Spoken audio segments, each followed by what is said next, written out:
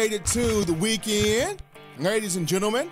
And while a number of graduations have already taken shape at the University of Alabama, we're hitting you with the final segment for another great week of shows on the hottest form of Alabama football talk. This is In My Own Words with yours truly, Stephen Smith, live in the studios via Touchdown Alabama Magazine. Getting into some news, notes, and information before we touch on the final topic here. Alabama head coach Nick Saban released a statement on Friday clearing all the air in regards to former Maryland head coach DJ Durkin. Durkin, according to Saban, has not been hired at UA at any type of capacity. He is solely on campus for professional development professional development reasons as a consultant. Durkin has been watching film with Alabama defensive assistants and trying to create ideas as to how the Tide will attack the Sooners in the college football playoff semifinal matchup at the Orange Bowl. There have been a number of different coaches that have filled this role at Alabama in years past, including one Chip Kelly in 2013, prior to him accepting a head coaching job in the National Football League for the Philadelphia Eagles. Lane Kiffin, who was also a consultant, but the main reason why he would be ultimately promoted or hired to offensive coordinator on Saban's staff was Doug Nussmeier was approached by the Michigan Wolverines. He fled to Big Ten country, and there was an opening on Saban's staff, and Kiffin took the opening spot. But in terms of Durkin, Nick Saban mentioning he's not been hired on staff, solely a consultant, just watching film, and is not even expected to make the trip to Miami, Florida with the team to face Oklahoma. So then there's that. In other news, Alabama started practice on Friday, and after an eventful award season, sophomore quarterback Tua Tagovailoa back to work. Did not wear a walking boot on his left leg, although his ankle was wrapped a little bit there. But he did well. Threw the ball in practice, was able to pop, spin, move, jump, maneuver, get through all the drills except for one on his leg, the left ankle there. Flashed a smile, displayed some confidence, did a lot of talking with Mike Knoxley, Dan Enos, athletic trainer Jeff Allen. So a bunch of positivity in terms of Tua on Friday. He's ahead of schedule, progressing well. He's expected to start against Oklahoma on December 29th. Jalen Hurts will be prepared just in case something goes down, but nothing but positivity from the first practice for Tagovailoa. Getting into now, final topic here for this edition of shows. I've spent some time on social media this week, and the main question, main thought, main concern for a lot of, or for some Tide fans at this time, is why is Nick Saban not winning more Coach of the Year honors, or why Nick Saban is not widely considered more for Coach of the Year for National Coaching Awards? And to me, I feel like these accolades are more so based on shock value. Nick Saban is now expected to win. From national media, from local media, from fans, he's now expected to win. National championships, conference titles, recruiting titles, reloading players, reloading coaches. He's expected to have the best and not have any stone left unturned. In terms of national media, they like to see those coaches that nobody really expects to have big, successful, significant seasons and hand those guys Coach of the Year honors. Case in point, our man, Mr. Mark Stoops. Mark Stoops had a great year in the Southeastern Conference. Got Kentucky to a 9-win season in football. Kentucky is a state known for horse racing, basketball, and the occasional fried chicken joke. So when you get the football team to have a 9-10-win season and make a significant bowl game, national media is blown away by the seat of their pants, and they're like, oh my gosh, whoa! Mark Stoops winning? Mark Stoops balling? Mark Stoops a significant bowl? Kentucky's good in football? Gotta give that cat Coach of the Year. And no offense to Stoops, a solid season. And this is what's supposed to happen when you give a coach time to get all of his ducks in a row where his scheme, his coaching staff, and the players he wants are concerned. When you don't run a coach out immediately after he doesn't succeed the first 1 or 2 years and you give him some time, this is what's supposed to happen. But in terms of national media, they like that. The coach that's not expected to be good, they become good, they give him the Coach of the Year award. The same thing with Brian Kelly. Notre Dame was thought of to be decent, respectable, okay, but nobody thought Notre Dame college football playoff undefeated. And since that's happened, they give Brian Kelly a Coach of the Year nomination, Coach of the Year award from various outlets. Probably the only one that the national media got right was Bill Clark. I mean, seeing what he has done at University of Alabama at Birmingham, taking the Blazers program from the dead and having it win Conference USA, that's the man that deserves a statue, a pay raise, all the praise, and a Coach of the Year honor, which he got from the Football Writers Association of America. But in terms of Saban, not expected to win. Well, he's expected to win. It's not really shock value of Nick Saban. It's another day at the office in terms of him. The only time when Nick Saban becomes shock value is when he does not get something that people pencil him down to win. For example, for 2018 signing class, the one in which finished 6th in the country, and everybody was sitting here going, oh my gosh, Nick's losing his edge. He's not getting the kids he's supposed to get. We're not getting this recruit. We're not getting this recruit. We're losing this 5-star. We're losing this 4-star. Why do these kids not want to play at Bama? Why isn't Saban selling the program? What's going on? We're supposed to have all of these guys, and Bama's not getting them. But Nick Saban recruited this class based on need, because he needed defensive backs, he needed linebackers, he needed defensive linemen, he needed offensive linemen. He recruited the class based on need, and this 2018 class, though it's not a #1 group, is about to win a national championship or is on a quest to win a national championship. It's in the college football playoff. But that's what happens. Shock value comes for Saban when he does not get what he's expected to get. I mean, the expectations for this man are even higher than those of Urban Meyer and Dabo Swinney. And Urban Meyer is about to retire from Ohio State following the Rose Bowl. Urban Meyer and Nick Saban were at one point neck and neck in terms of great coaches in college football. After the 2014 season, in which Ohio State won the inaugural college football playoff national title, people felt like Urban Meyer would usurp Saban, supplant him, beat him, overpower him, take over. But since 2014, Urban Meyer's fallen. He has not been able to consistently stay at that peak. And on top of that, as we look at Dabo Swinney here, Swinney was expected to win with Deshaun Watson, the next generation quarterback. He did not win with Kelly Bryant, who's now out of the program at Clemson. Now you have Trevor Lawrence, and though he's good, true freshman, never been in this environment, people don't expect Dabo to win a title this year. It'd be good if he did win one. It's a great thought, but he's not expected to win. And then on top of that, you look at how Swinney responded to fans that said Clemson's win against South Carolina was not impressive enough. And they beat the draw out of South Carolina in the second half, but fans went, this ain't impressive, this ain't good, we want more, we were supposed to dominate them, they score X amount of points, this is not how a dominant team is supposed to play.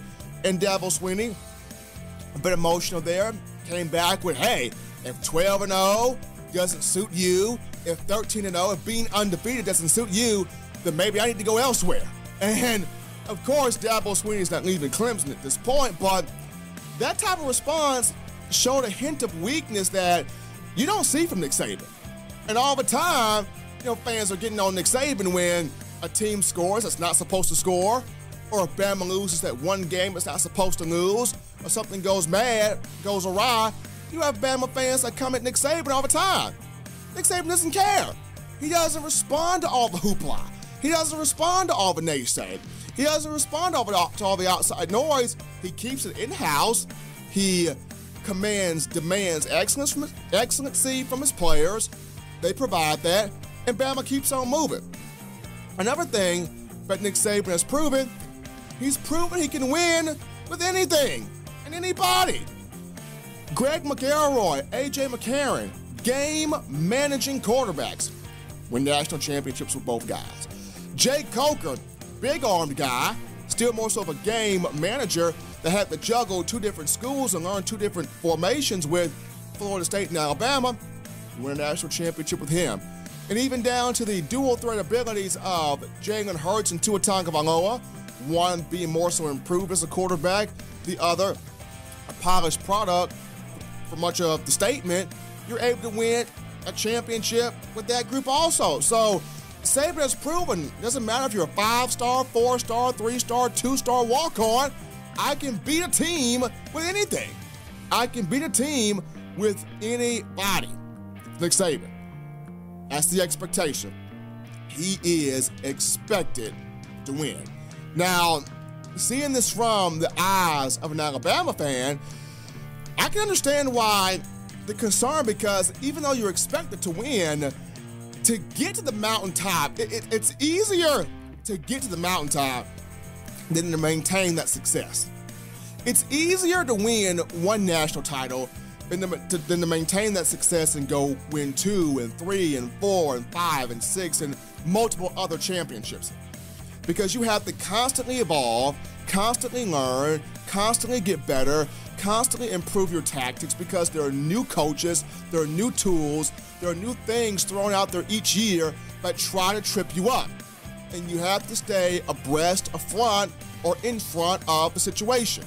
And for Nick Saban to be able to do this and do this consistently, that deserves Coach of the Year. I mean, here's a guy that's won 5 in a program that's won 5 of the last 9 national championships and going for 6 of the last 10.